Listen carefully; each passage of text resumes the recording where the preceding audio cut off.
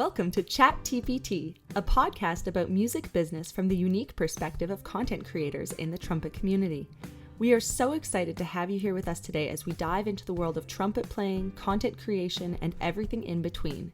We hope that you'll find a supportive and inclusive space with us where musicians from all backgrounds can learn, collaborate, and support one another.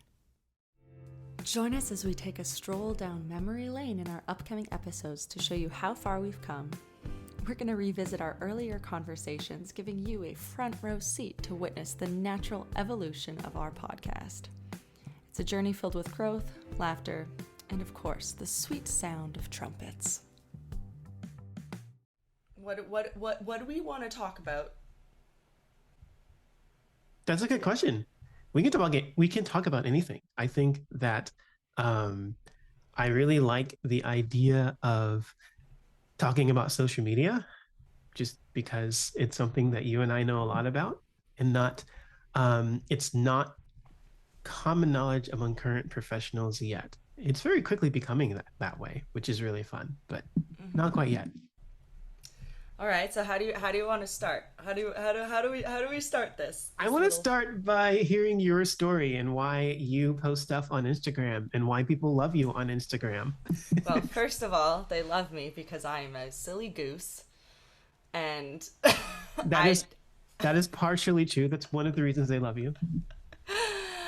I guess I started. So Ellen Schnagle is my hero. I love her. She's awesome. She started posting stuff on social media, and everything she posted was just like so perfect, and I was like, I should do that. Like, I should put myself out there. So I basically started doing that kind of stuff because of her, and because like of COVID and everything, like everything was online, so I got into doing like multi-track videos and editing audio and all of that stuff and arranging. It was quite a time. I'm very, very shocked that I was able to do all of that because I do not have time to do any of it now. But yeah, so I decided, I was like, okay, I'm going to start posting stuff. And I initially wanted everything to be absolutely perfect. Like I would like retake over and over and over again to find like that perfect clip. And I realized that no matter what I posted, if it was perfect, everyone was going to like the stupid stuff more. Because it's just like, it shows that you're real and they can relate to that. Like, it's great to see people doing like really impressive stuff. But the general population, the general audience they don't understand how like amazing that is. So it's hard for them to appreciate it. But like, right. if you're just like goofy and you do some fun stuff and you play like fun little songs that people know, like they like that. I don't know, I find it's the same for jazz. Like, I really like listening to jazz standards that I know and that I've heard before, because like you can like doodle along and do all of those things. So like, yeah, for me it's all about like trying to relate to people. Because I feel like there isn't a whole lot of that out on the internet. I mean, like, we see everyone's perfect life, perfect reels. Yeah. And that's not what it's like to be a musician. Literally, being a musician is like 90% tears and like 10% success. Oh boy. I feel like you've opened up like, I don't know, 11 or 12 hours worth of discussion. It's a shame we don't have 11 or 12 hours right now. First of all, I definitely want to talk about the relatability side of things that social media does. Before we do that, how long have you had your Instagram page up in the manner that it's been? When did you start? So 2 years as of April 11th or 12th, like midway through April. So it's been about 2 years, and it's Okay. grown a lot, and I've made so many, like, I met you on social media. Like, I made so many of my friends and other people who share a common like idea and Yeah, approach. So it's been really great to build this community. absolutely. it's been really fascinating to me as well because I've recently been going into deeper and deeper engaged into the national and international trumpet community from the pedagogue side of things, where obviously as I started as a student when I was in college, and it's really cool to see colleagues and to see students find each other on social media. And I don't know. I really love the fact that it makes the community so much closer. And I think a lot of people who aren't in the trumpet community, the greater trumpet community, don't really realize just how supportive and uplifting trumpet players can be at the top. Of course, we get all the stereotypes about competition and arrogance and ego and all of those things. And I'm not saying they don't exist. They definitely do, but even more so, we all understand what we're going through, and can relate to each and every one of another. And it's just really cool and rewarding to see, for example, a number of my students, as you were growing your audience, especially over the past 6 to 12 months or so, just sort of organically found you. And I found that very satisfying because usually you have to sometimes go out of your way to introduce your colleagues to your students, but it just happens organically over social media, which I think is really cool. I really want to talk a little bit as well about the relatability side of things. And I agree, and it's something I have literally preached to people who ask questions about social media, etc. I think there's a really great element behind being real that gets lost in our training. And when we go to college and major in music, that's what we're trained to do. We're trained to be perfect, and it's because of a lot of the opportunities that are out there, we feel the pressure like we have to be perfect. If you crack a note in an orchestra audition, you're not going to make it to the next round. You're out. You're They cut. will not give you another chance. It doesn't matter what round you're in. And maybe depending on where you go, it's loosened up. But in most cases, the pressure is high. And even if you don't crack a note, if you don't interpret it exactly the way that's needed for that ensemble in that particular period of time, they may not even consider you. So the pressure there is really high. But then the reality of the world that we live in, which is that jobs open up today that never existed yesterday. And standards for different opportunities are very, very different. The Disney All American band has different standards than a symphony orchestra. Uh, Rest in peace, college band. I hope they come back. I I really want hope them they to come come back. back. I wanted this to be this was my year. This was I'm my year, Marcus. A lot of us are very, very upset. So we hope they come back. But yeah, I mean, how did you? So when you were doing your thing on social media and growing, when was the moment that you kind of realized that being, having a high quality performance as it relates to social media was maybe arguably secondary to being relatable and having energy and inviting people into your overall um, social media family? Honestly, I don't know when the switch happened, but I realized I don't have the time to you know, do a million takes and edit and, make sure that I stopped using my microphone and my nice camera and I'm like, I'm just going to throw my phone up there and if I think it sounds good, I'm going to put it up there. And nobody really noticed a difference. Like I said, like a lot of trumpet players who have been training for so long, they can hear a difference, but the majority of the Instagram population and social media population are not professionally trained trumpet players, so they don't hear a difference. And Yeah. so it was then that I started realizing oh, I'm just gonna put stuff out there. And I've always liked to goof around and to, be dramatic and tell jokes, which is why this job right now that I'm doing is perfect because I just tell puns all day.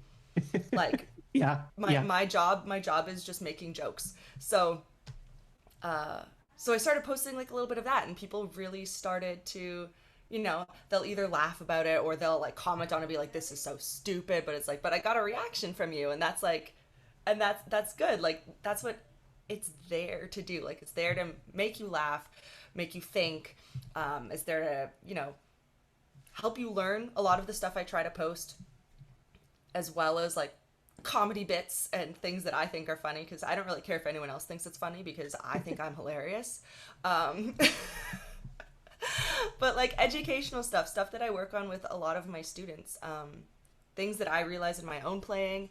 I just want to like put it all out there because I don't want to gatekeep from anyone. I've had teachers in the past, or not even teachers, but just people in the past who have talked about how like, oh, I don't want to give away all my secrets because I don't want my students to become better than me. I don't want them to have better opportunities. It's like, why? There are so many opportunities for everybody. Why would you gatekeep anything? Yeah. And then there's the other side of things where like some kids don't have the opportunity to take private lessons. Some of them are doing it completely on their own. So I want to give them like little tidbits of information that they can just apply to their trumpet playing, little like bite-sized things that are so easy for them to apply for Yeah. themselves that, if they don't have access to a teacher or a mentor, that they can still make progress and they can still get better. That's really where I feel like from the educational side of things, that's where short form content really thrives, right? Like there's all these questions that people ask. And sometimes it's questions, well, first of all, it's going to be hard not to go super deep and like ramble super long about this, but we as musicians, as professional musicians, we, at some point it becomes an obligation to practice. Like we owe it to ourselves, almost. If we want to achieve a certain level of, achievement, I guess, for lack of a better term, if we want to be able to perform at a certain level, then it requires us to continue to grow and develop our skills. But none of us, like not a single one of us, started with that mindset when we first picked up our instrument, you know. And a lot of times when we teach students, it's very easy to inject our own passion in current day into the students of who are just picking up their instruments for the first time, and they just don't think that way. So we start to say things like trumpet's going to be a lot of really hard work. You're going to have to practice for hours a day to get good at it. And maybe our students don't even care about getting good at it. Maybe they heard the Star Wars melody and want to play a Star Wars melody, and so they want to learn how to do that. And you're going to say, no, you've got to learn how to play long tones. So the really cool thing about social media, I mean, of course, long tones are amazing. They're like the secret hack to being a great trumpet player. At least sometimes we talk about it that way. But a lot of the students they took the instrument because they loved the way that it sounds, because they wanted to play in a group with their friends, and they wanted to explore. And so the opportunity that they get on social media to explore, I think, is such a valuable thing to do, which is why it's so beneficial. One of the many reasons why it's so beneficial and helpful to have professional musicians on social media showing their personality. That's where we all started, because we love music. And Mm-hmm. hopefully, most of us still love music when we become professionals. Sometimes doing what you love for a career sucks the joy out of it, which is really unfortunate. But oftentimes we can go back to that by, I know you and I talk a lot about the importance of building your skills to a point where you can afford to not take yourself so seriously. And the better you get at your craft, the more you can kind of mess around at the craft and be silly about it, and people still appreciate it. And I think that's a really important balance to have as we go through that process. The other thing I think is really interesting about it is the higher you go in terms of achievement, by nature, the smaller your audience gets, because the more niche the details of the skills that you've developed become, and the fewer people understand that, like you mentioned. But it's a really great sort of gateway, I guess is the best way to describe it, to getting people who love music and are passionate about it to better understand those areas when they see you doing what you love on social media, and obviously you're enjoying themselves yourselves, and then they ask a question, and then you answer it, and you help them to build their mind. So a lot of people ask things like that. We get questions about mutes all the time. I'm sure you have as well. Yeah. I get questions a lot about specific aspects of the trumpet. Like at one point, I did a And I get so many questions like, what did you do? How did you make your trumpet go up like that? We get questions about circular breathing and about multiple tonguing and things like that. Mm-hmm. And those are all things that, you could sit in a lesson and for, the average, let's say middle school or maybe even high school student, maybe a frankly boring lesson where you sit and you go, all right, I'm going to give you a cup and I'm going to have you blow air into a straw and breathe. And then we're going to focus on learning how to circular breathe that way. You're probably not going to get an 11-year-old to do that, unless they just are super interested in the craft. But being able to demonstrate it and show it to them on social media, the first thing they're going to do is, whoa, that's really cool. I want to try it. And so that explorational aspect, I think it's one of the things that bridges the gap, the disconnect between professionals in their education and people who want to get there someday. I also think it's really cool that you say that Ellen inspired you, because I think it's important for people to remember that professionals get inspired by other professionals. And we didn't get here just because we were great. None of us were great when we started. Some of us don't think that we're great today, but we get inspired by those who we see are great in our minds, and that's what happens. We explore. So I just thought of a really, really funny meme. So yeah. I saw something that was like, it's about imposter syndrome. It was something like, "Oh, you have imposter syndrome? Are you even good enough to have imposter syndrome?" And I was like, "I'm dead." I was like, "This is Yep. Yep. this is it, the epitome of imposter syndrome." It's so true, right? Like, yeah, I mean, it would be much more impressive for you to somehow dupe the entire world into thinking you were good at something that you're not good at. And yeah, that would be much harder than actually just building the skills to be good, to have to put up that facade. And I'm speaking to myself too, because that's a thing, and especially anytime you go up oftentimes we perceive certain levels or ladders or whatever. I'll tell you, the first time I started serving for the national trumpet competition in the way that I did, my first thought was, I don't belong here. Why did they come to me? What could I possibly add here? And of course, the more experienced individuals there invited me there because they knew that I did have value. And so at some point, before I could trust myself that I could add value, I was able to trust them that they believed that I could add value. And, why would I prove them wrong? But imposter syndrome is really real. um, yeah, we could go down the road on that a lot. That might maybe we should set aside an episode for that. Do you think we Yeah, should talk I'll write like, that. I'll write yeah, that down in our little thingy. let's do that because Um, I think that's really important. Shoot, there was a question I wanted to ask you that is leaving my mind, and I, that's I don't okay. remember. Oh no, no, okay, I know what it is. Have you on social media ever been told that you were faking it when you put a video together? Has that ever Um, happened to you? oh, are you like referring to the one like Chloe was, or no, who there was somebody, I saw Most somebody on recently, social so most media that saw that they recently, were faking it. most recently, Alana has responded to some of the Alana, yes, yes, comments. yes, yes, yes. Yeah, and we get that all the time. So we were talking, we started talking about how you know, uh, you did away with playing into a higher quality microphone, and you just like you play, and it's like, okay, if it's good, I'm going to submit it, and it becomes more relatable to people. And oftentimes, what I find is the more production quality you put into something, the less people believe that you actually did it. Which, I mean, what did you think happened? Like, I put together, I'm lip syncing to Maurice Andre's recording of the Pentatonics cover. I mean, like, what do you think is going on here? Have So you ever heard a MIDI sound this good? yeah, like seriously. I mean, so I'm just wondering, did you ever have that experience when you put together some things? I know you, like you said at the beginning, you put together multi tracks, etc. Did that ever happen to you? um, not not really. I feel like for sure when you put together a multi-track video, like people know it's edited. Like if there's five of me on a screen, I'm not a quintuplet. I think everybody knows that. But like, it's me recording the parts, it's me doing all of the playing. Like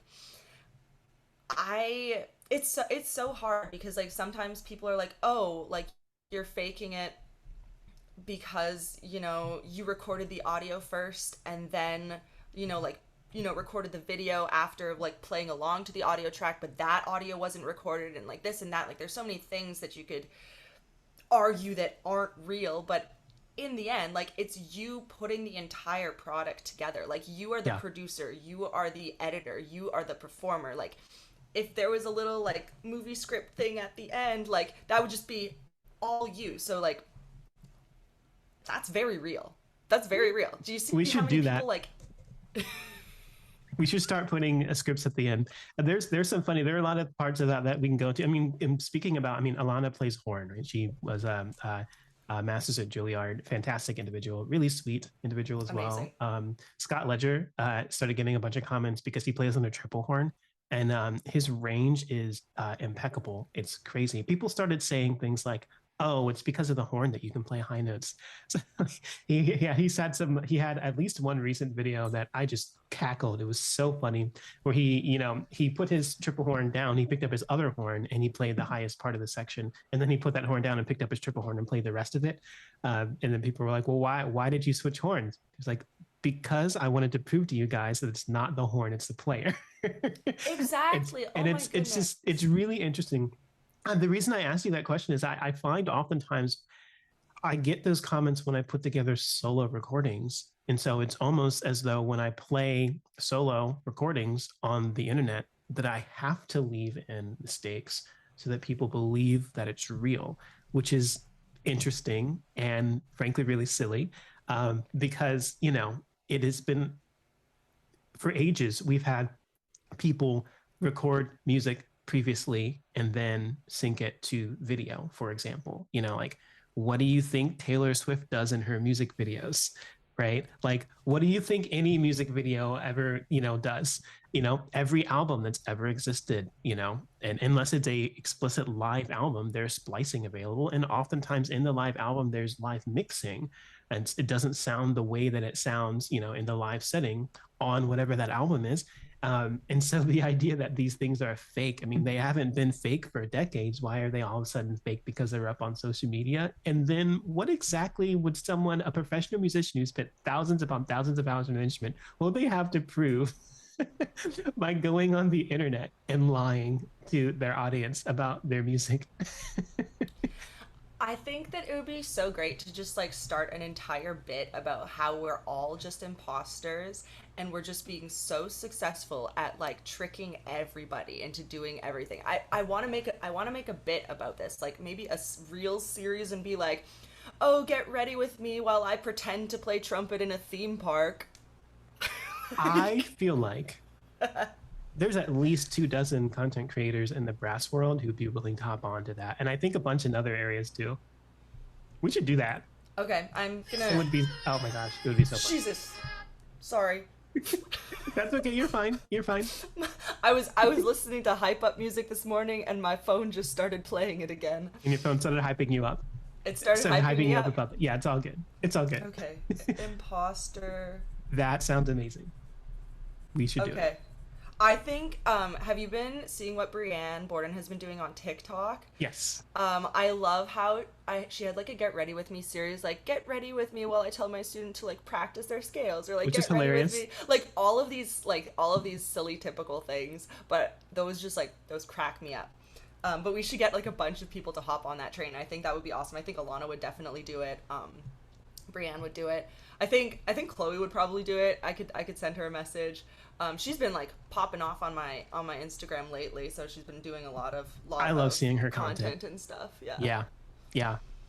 It's great. It's a victory. Every time we see a trained musician up on social media putting out content, I see that as a really big victory. It's really great. And I love, maybe we can talk about so you mentioned the whole gatekeeping thing that used to be a thing in our world. And I it's feel very like it still slowly, is a thing, yeah, but it's slowly becoming not a thing, but it still exists very much so. And one of the things I really like about social media is that there's a lot of, we're not, those of us who are building our business or showing our craft on social media are not gatekeeping. When people ask, we give. And the collaborations are very common, and I think that's really great. um, I kind of wonder, um, first of all, what Well, it's difficult to kind of figure out how to frame this question because, of course, we didn't prepare the question.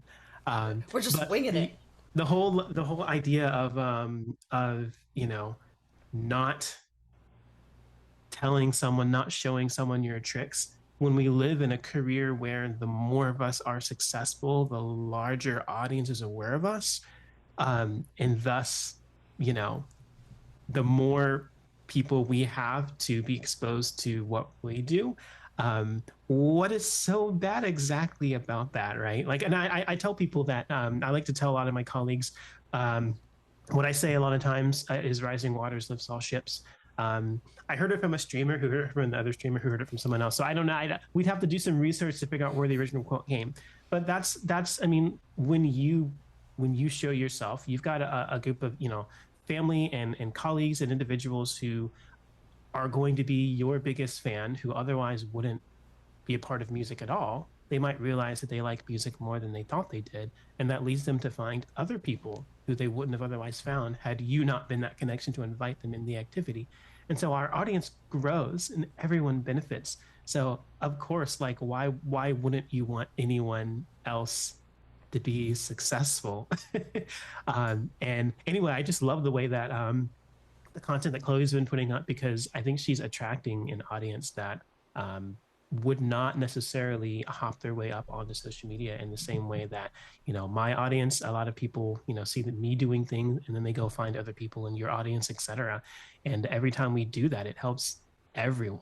Like I would love for all of the professional musicians out in the world who even know how to work social media to be on social media because I think it's a really great part of our field. Um, so yeah, anyway, I just kind of wanted to say that piece. I'll give you a chance to give your thoughts. I was going to formulate it into a question, but I couldn't formulate it into a question. But I just, I think it's just really important to,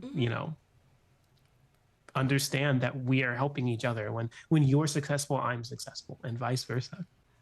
And I think like the way that I grew up in like music and especially like I was a band kid, yes, but I did not do like festivals or competitions or recitals or anything. I did sports. So going into music universe like in university doing music was like I was everything felt so competitive to me and because of the sports aspect and like you're always pushing forward. You're always, trying to be the best and that kind of especially like throughout my undergrad that kind of environment was just what we lived in like not just because I was an athlete but because like everyone in the school it was like we were competing against each other and that made it so difficult to be supportive of one another right because you Yeah. see someone else doing better and you're like oh why is that not me but now, removed from that toxic situation, I'm like, why can't we all be friends? Why can't we just celebrate everyone's victories? Because it's way more fun to like play duets with somebody else who's like better than you. Like ITG, I played duets with Matilda Lloyd. Absolutely, she destroyed me. Absolutely destroyed me. We were sight reading, and I was like, I need to work on my sight reading. Like, this is bad. I'm so but sad I it, missed getting to meet her. She's been to ITG a few times, and I haven't been there when she's been there. And knowing that she was there as a guest artist made me really sad that I couldn't make it. she is an incredible human. So kind, so nice, so genuine. Like she doesn't. She's a superstar. She's an amazing trumpet player, and Yeah, she's just like so humble about it. And like I asked her, like I took a lesson with her. We worked on the desk and close, and she like gave me some tips and everything. And it didn't feel like how sometimes when you take lessons teachers can be like a little bit condescending when they're working with you. She was absolutely not. Like it was like we were just two friends hanging out and she was just like giving me some friendly advice, which I obviously took because she's Matilda Lloyd. um, but I think it's so important to foster that community and that environment where everyone supports each other and it doesn't matter where anyone is at because we all have our own journeys. And it's so hard to see that when people are only posting the perfect things on social media. yeah, Um, which is also why you're on my Discord channel, but like for all of my students, like I just want them to share their progress. They don't even have to post. Like, they can just see the things that other people are posting, Yeah. or like the little challenges, all of that stuff. Like, I don't ever want my students to feel like they're alone, or like they're incompetent, or like they have anything to prove. Because I mean, I tell them every week, they're like, well, I didn't get to practice as much. I'm like, as long as you're getting better, as long as you're better than you were last week, that's all I care about. And you are. So Yeah. whatever happens in your life, as long as you're slowly making that progress forward, that's what counts. And it's different for everyone. Yeah. Yeah, absolutely. And I think that's especially important in today's world, but I think it's always been important, the idea that, well, first of all, we all start from the quote unquote bottom, right? And that looks different. And this is another thing that maybe we can talk about in the future, but the idea of talent and what is actually happening when you see someone who you feel is talented, all the way back to the very beginning, you can talk about nature versus nurture, and the things that you experience as a young child that lead you into maybe picking up certain things with a higher level of aptitude than someone who didn't have the same experiences, and the passion that leads you there, and the other elements of the environment that lead you there. But one of the things that kind of puts it does one of two things. We can talk about this one too, but either it discourages the person for no reason at all, and they could have had a really great and rewarding experience with their instrument for however long they play their instrument, or I believe I have seen you mention this as one of your motivating factors of playing the trumpet, and for me, it's also been the case. But it's one of those like, oh, you say I can't do this, watch me, and spite becomes one of the biggest motivating factors, one of the most effective motivating factors you can see. But also, spite sometimes, if you're not careful, will eat away at you. And it takes a special type of person like you to not allow spite to kind of turn you bitter, right? Yeah. And then to get into the trap of not sharing, quote unquote, your secrets with other people, and not supporting or lifting other people up. It can be it's a very fickle way of motivating people oftentimes. If you can motivate people via passion and via encouragement and lifting them up, it has a much higher success rate. But the spite is the kind of high risk, high reward. We could totally talk about that one too. And I think maybe we should, because I think you I and I think have so. both flourished our careers in some way, shape, or form off of the backs of people who didn't believe in us, and we said, it is our passion. Why am I going to go and do something I hate just because you don't think I'm capable of doing something I love? I'm going to at least take the chance. If we fail, fine. Then we end up where we're going to be anyway. But why not take the chance? And I think that's another thing that's so hard about being in music, is that so many of us are afraid to fail. I've gotten to the point where it's like, if I do it and I fail, whatever. Like, what's gonna happen? I'm not a surgeon. I'm not gonna kill somebody.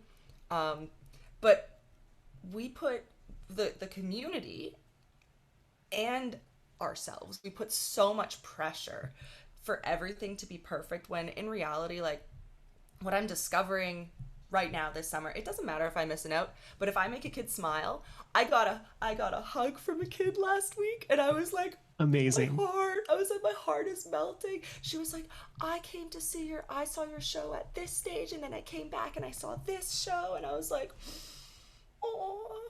And it's just like, that's what I'm here for. I'm here for the connection. I'm here to make those connections Yeah. with people, because that's what it's all about. Like, music would be so boring, and it would not have an impact, like, if we didn't make those connections. Yeah. Yeah. Absolutely. I agree 100%. And to clarify as well, like, neither of us are saying, and you can correct me if I'm wrong, that being a high quality musician and having high standards for yourself isn't important. We're just saying it's not the priority. And if that's your sole focus, it can kind of suck the joy out of what you're doing, right? And so Yeah. you do music because you love it. The reason why you want to become a professional and have those high standards and work and be very highly specific, between producing those high standard things, something that you might see at a national or international competition, or that you might get paid to go on tour to do, is because you love the craft. And so that passion has to stay at the forefront. Otherwise, we can very easily run into burnout and lose sight of why we do what we do, right? I mean, am I accurate in saying that? That was an assumption that I kind of led us into. So No, tell me if I'm absolutely. wrong. Yeah, obviously none of us want to make mistakes, but the thing is we need to remain neutral about it. Because like if you in my undergrad, I made a mistake. I have notes written on my music that say don't suck, don't fuck this up, don't this, sorry for my language, like literally written into my music, and that's so Yeah. negative and it pulls you down and it actually prevents you from being successful. So like staying at a neutral place, like mentally, emotionally in your playing, because like we all know that trumpet playing, if you're having a bad day, you feel the worst that you've ever felt in your life, and you feel like you don't deserve to be there, and you feel like you're never going to make it, or that you're never going to get this job, or that you're going to get fired, all of these things. And if you let that kind of mentality creep in, it's going to affect your playing. So remaining at this like neutral place where it's like, okay, I made a mistake, move past it. You know, you're a professional, you know what went wrong. You're like, oh, I wasn't focused. It's always a mental thing, it's never a physical thing. It's like, oh, I was thinking about something else. This actually happened Tuesday. I had a bunch of stuff going on and I was playing the show, and I'm the melody because I play trumpet, and we're playing pop tunes, and I was distracted because I was worried about something else that had happened earlier that day, and I played the wrong notes, and I was like, meh. But I got it the next time. But I was like, no, I missed that, not because I'm a bad trumpet player, but because my mind was worrying about something else. And it happens, and we're human, and that's okay. And I fixed it the next time. Yeah. So yeah, it's just all mental, all mental. Yeah. Everything is in here. Yeah. And there's a lot of reframing that has to be done, and in our current climate, right? Because not only is it okay, but like it's great to be human. That's the whole, that's the element that makes us great musicians, and it's the element that makes the world go round. Sometimes it stops the world. That's another conversation. But it's what makes I mean, people having different opinions is what helps the world progress. That's really important. I think it's funny that you mentioned what you did about what you would write in your music, because I did very similar things. If I, for example, if I missed a key signature and played a wrong note, then I would write in whatever that note was. I'd write in, I mean, if it's the fingering, or I'd write the letter name or whatever it was. And then if I miss it a second time, then I would like circle it, and then I'd draw an arrow to it 5 measures before. And I'd be like, don't miss it. Don't you dare miss it. If you miss it, you're an idiot. And then I like put like 50. Yeah. And it was one of those things, and kind of, to me, I was just kind of sassing myself, but it kind of hurt my own ego. I was kind of beating myself up about, like, if you miss this, you have less value because you know that it's wrong. And that's really not, it's not a very healthy way to go about things. Now that I know a lot more about what I know about from a psychological standpoint, from a pedagogical standpoint, and human development, and I've been able to teach a bunch of students like you have as well, and we Mm-hmm. see the different things that affect people, those elements close the mind off to possibility, when you could say essentially exactly the same thing from a different direction, which is what Mm-hmm. what I started doing in grad school. Was I would write in my music, this is going to be awesome, I'm excited to play, I'm excited for how this is going to sound. And I actually started putting it into my pedagogical approach teaching, especially in marching band. I found, because in marching band, marching band often gets a reputation for people playing really loud and whatnot. And Mm-hmm. so instead of saying things like, don't lose your tone quality, don't overblow, I would say things like, I'm so excited for how balanced and blended this is going to be. I'm so excited that you guys are not going to fall off at the end of this phrase. And that breath is going to be so clean. I can hear it now. And they would laugh, because they're like, oh, he's being sarcastic and silly or sassing us, but it would motivate them to do it, right? Because they're thinking about the positive. They're thinking about achieving the positive and not avoiding the negative. And although it can be the same, thing in English words, it's an entirely different meaning, right? If you're focused on the negative will happen. But if you're focused on the positive will happen. And there's a lot of there's a lot of data out on that psychological aspect of achieving your goals, and it's proven stuff. It's not just stuff that we feel like and we see in our own experience. It's a human psychological thing that when you focus on any individual thing, whatever that is what your focus is going to be, whether you're trying to do it or whether you're trying not to do it. So that was really that was one of the things that made my progression as a musician and trumpet player a lot quicker and a lot more sustainable, was when I stopped beating myself up about making mistakes, and I started getting excited about the prospect of going on the journey to improve my craft. And then, like we were saying before, that's what you take into posting on social media. You don't take the need to have to be perfect, and if you're not perfect, all your colleagues are going to see it and they're all going to judge you. That's not what you take on social media. What you take on social media is, I'm going along this journey and trying this, and I love this, and I'm going to share this with my audience.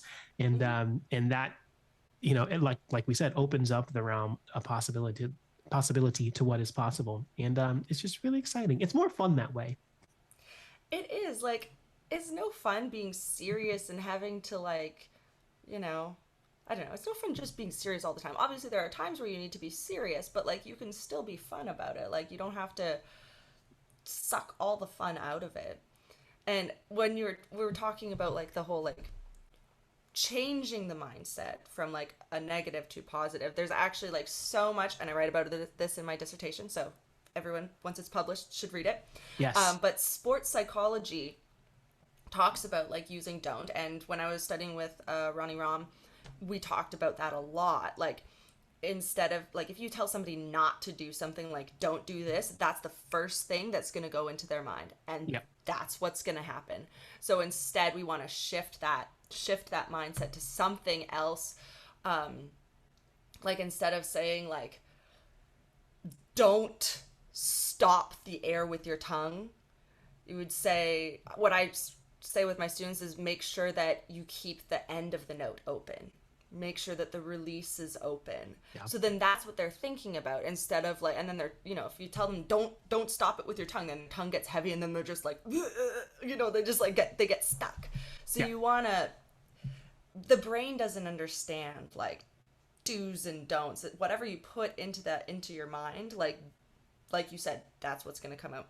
When we were talking about, I literally have a PDF. I don't know if you can see it, but like, I can see it. Yes. Second etude, line 1, 2, 3, 4, 5, huge letters. Stop sucking. I'm like, why? Like, literally, I'm like, that's like so not productive.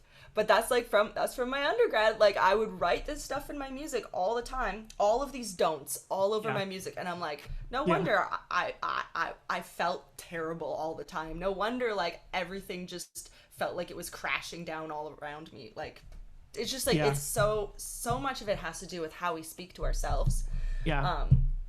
And when you're frustrated, like, it can feel kind of therapeutic in the moment, right? To just be like, don't be an idiot. But in the long term, it really doesn't help. It just doesn't. No, because like, I mean, it's like you're bullying yourself. Like, things that other people say hurt, but the things that you say to yourself almost hurt more because you're saying them and you believe them.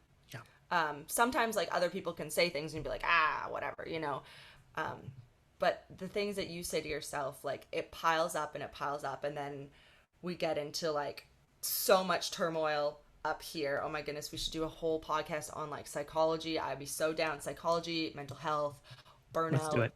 All of these things, like I said, trumpet playing, you get to a point where the playing part of the trumpet is fine. Like, you can execute whatever, but you have to train your mind. You have to be gentle with yourself. You have to be kind. Like, whenever I'm getting frustrated with myself, I'm like, okay, how would I approach this if I was one of my students, like a brand new trumpet student, someone who's just starting out, who's frustrated like this? Like, okay, I need to approach myself the way I would approach it with a student, because we are much meaner to ourselves than we are to other people.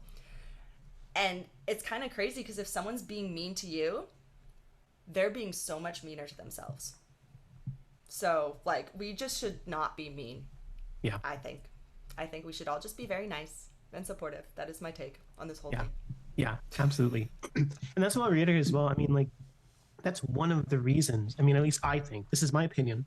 It may be a little bit of speculation and headcanon, whatever you want to call it. But those who are currently just lighting it up in our trumpet community, right? Those who are doing all the most visible things, the most remarkable things, the vast majority of them are like that, right? Like they're positive and they uplift each other. And yeah, I mean, we all get down on ourselves every now and then, but understanding that that's not at the end of the day what's going to make you successful, that you can have high standards and you can, have high passion and lift yourself up and encourage yourself. Those things are not mutually exclusive. You can have both of them. That's one of the really great secret sauces to being a professional, especially in this current world, right? It's not like you can show up to a gig and threaten yourself and expect to come out of that gig successful. And when we say successful, success means a number of things, right? Maybe you threaten yourself at a gig, oh, I better not mess up, and you end up not messing up and you play really well. How do you feel when you leave that gig? And what's the point if you don't enjoy the gig and the process, right? If you find yourself leaving and you're like, darn straight, I didn't mess up, and your body is all tensed up and you've got all of these, negative feelings and emotions behind that process, what was the point? Why not just take whatever job you would have taken if you hadn't done music? Maybe it's less stressful than what you would have done by putting yourself in that high stress environment, feeling like you had to be perfect and that you were less valuable of a human being or a musician if you weren't.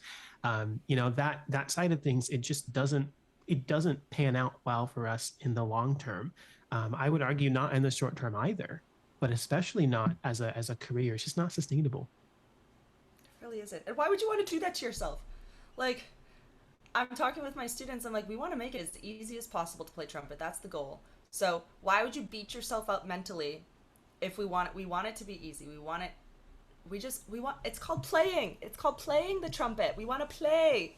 We don't want to, you know, go into a downward spiral mentally and just stop loving the trumpet. And I mean, it's so Yeah. stupid. It's a piece of metal. We spit into a piece of metal. We make fart sounds. That's all we do. And For a living, people we get love paid to us. do it. People pay us to make fart sounds and spit into a tube of metal. Um, so you literally have no reason to be taking yourself so seriously. Personally, Kayla, I don't spit into my instrument. It's all condensation. Oh right, agreed, agreed. Sorry. There is a controversy. That's yes, yes. It's all condensation. I believe that, 100%. 100%. But It's all it ever could be, right? I just wanted to relate to all of the other people who think that it's spit. Yeah, of course. Yep. Yes. No, you did a good job with that. Sorry for ruining that. That's It's my okay. bad. Relatability. That's what I'm here for. That's right. As content creators, we have to continue to be relatable to our audience. Exactly. My mistake. That's okay. I think we have forgive you. another. Yeah. I think we have another potential meme series on content to have, and it's the whole like when you mess a note up. Like I think we should have it like cut to a screen where you're physically beating yourself up because you messed a note up. Yeah, that's one of those like what musicians do in the practice room, and then what they should do in the practice room, right? Like you missed the partial on the opening of the Hummel, and then all of a sudden, somebody jumps out of nowhere and clocks you in the face, because that's sometimes it legitimately feels in the practice room like we're doing that to ourselves, right? Like, why on earth? How could I be so stupid? It's a flipping F inside the staff. I can play that, right? That happens sometimes when you let yourself Yeah. go too far. It's kind of like punching yourself in the face. And Oh my yeah, goodness. why? In my undergrad, so first of all, my undergrad was a dark, dark place for me. Yeah. But like, first of all, I would only practice in the middle of the night because I didn't want anyone to hear me because I was so self-conscious. Yeah. And what I would do whenever I got frustrated, I had a bunch of tennis balls, and I would if I got frustrated enough, I would go outside to like, we had one of the inside walls had like stucco on it or whatever, and I would just Mm. rocket those tennis balls at the wall as hard as I could, and I split them in half. Oof. And I also wrecked the wall. But don't tell them that. That That didn't like the happen. stucco was falling off the wall, Or my yeah. tennis ball was split in half, and it got my frustration out. But honestly, like that was not a healthy way to deal. Not a Hmm. healthy way to deal with it. Therapy is good. Um,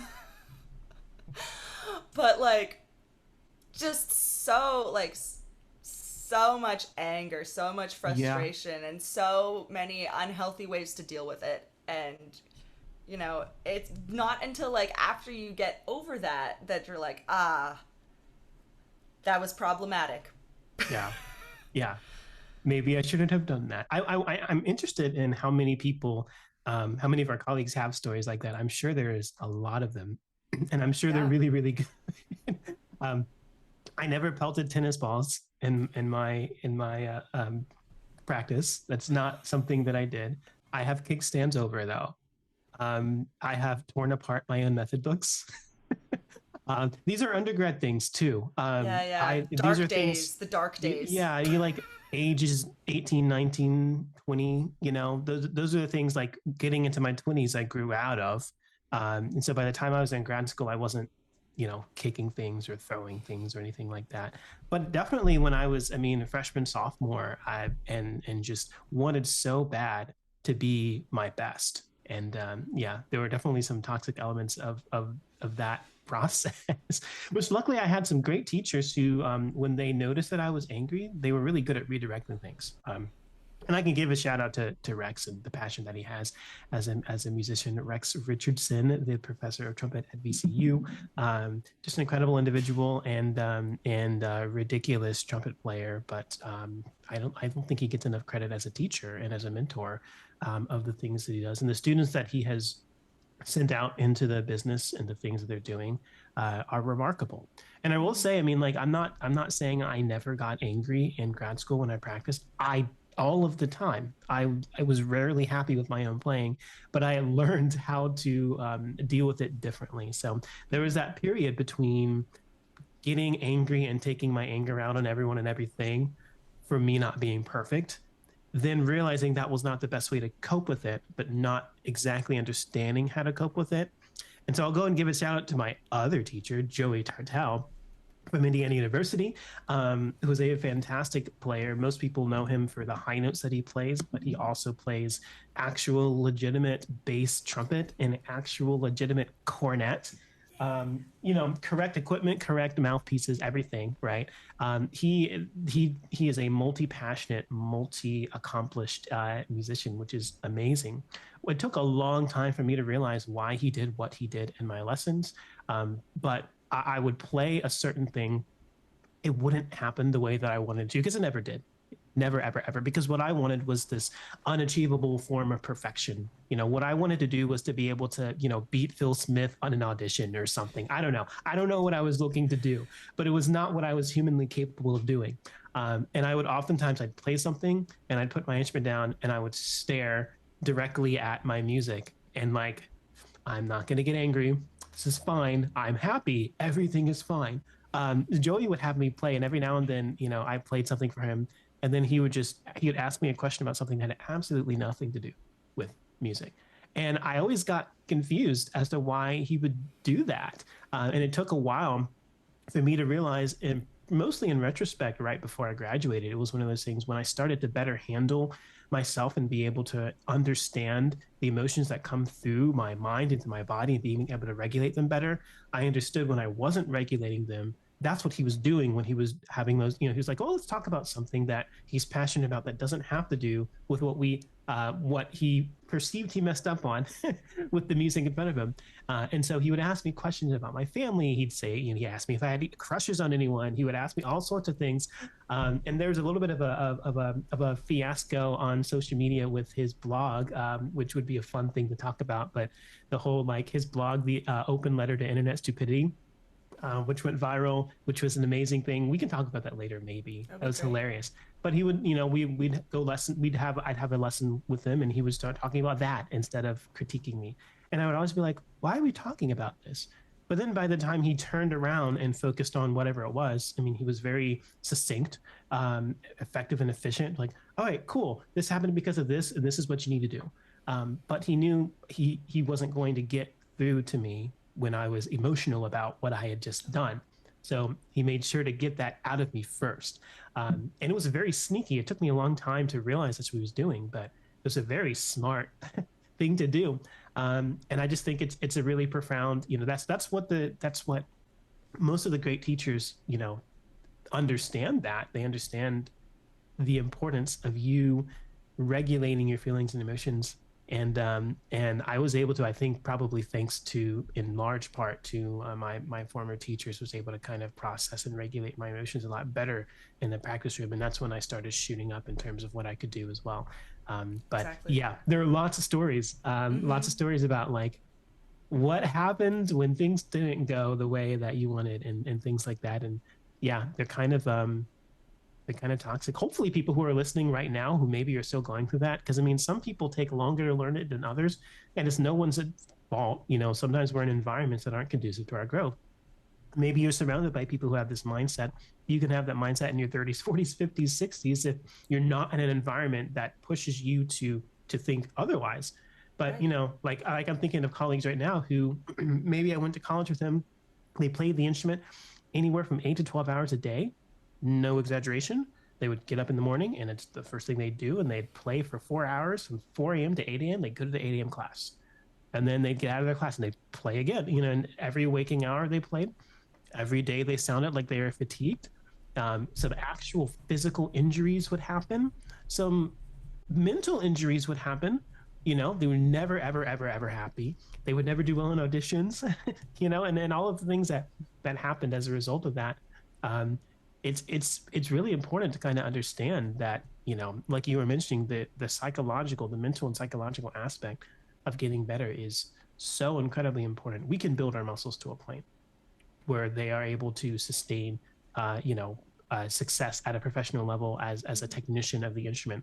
But beyond that, the psychological element can very easily keep us from getting to where we need to be if we're not careful. Absolutely. Well, I think we should call it for today because I have a brunch date with my other people who are off of work. That's amazing. I'm glad you guys are off. I'm glad you're not out there. And yeah, I am glad that my employers value my health and safety and wellness. Imagine that. But I have some notes that I took for things that we can talk about next time. And I'm glad we're doing this. I'm so hyped. Thank you. It's also just so nice to talk about these things because I think it's just important. Well, first of all, it's like therapeutic for us to talk about it and like process these events that have happened. But also, if we put it out there, again, it's relatable. Like maybe there's somebody who's going through, who's not in a very great environment, who's in a toxic environment. And, because I could really go into this, but we'll keep it short. Anyways, it's so important. I think all of this is very important to talk about, and hopefully other people can relate too. Yeah. This is exciting. And scene. Don't forget to stay up to date with us on social media. You can find us on YouTube at ChatTPT and individually on Instagram, TikTok, YouTube, and Threads at TPT Solo and at MS Grant Music. We love hearing from you and staying connected with our amazing music community. If you enjoyed today's episode and found it valuable, please consider sharing it with your fellow trumpet players and music enthusiasts. Your support helps us grow and reach even more people. Please leave a review on your favorite podcast platform. It would mean the world to us. Your reviews help others discover our show, and we're always eager to hear your feedback. Thanks for tuning in and being part of the ChatTPT family. We'll be back soon with more inspiring conversations and valuable insights. Until next time, keep playing those beautiful notes and stay connected.